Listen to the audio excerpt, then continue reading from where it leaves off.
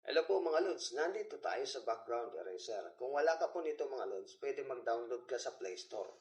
Dito ang gagawin natin, palitan natin ng background yung dalawang picture. Yung dalawang picture na magkahiwalay, pagtabihin natin sa may palitan ng background mga Lods. Una, punta ka dito, syempre maghanap ka sa gallery mo kung ano yung pictures na gusto mong palitan. Halimbawa, ito yung una.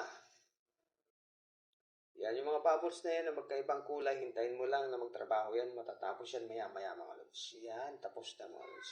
Tsaka mo pindutin yung check dito. Pagkatapos niyan, kuha ka ng isang picture pa. Saan? Punta ka sa gallery mo.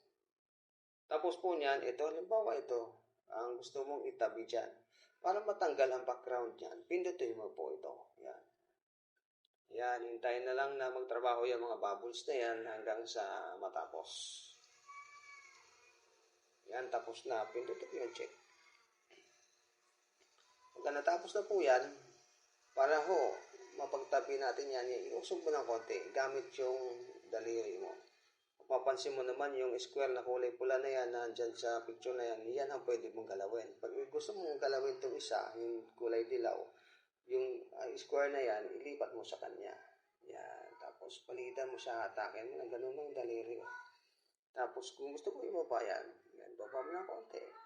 Halimbawa, ito gusto mong itaas ng konti, itaas mo sa konti. Ganyan na siya kabilis mga lods. Ngayon, kung problema mo yung background, gusto mo ng palitan, ito, ang arrow na yung pababa. Background, bakit kita mo yung background na yun? Yan, pindutin mo yan. Pili ka dito sa mga landscape na yan.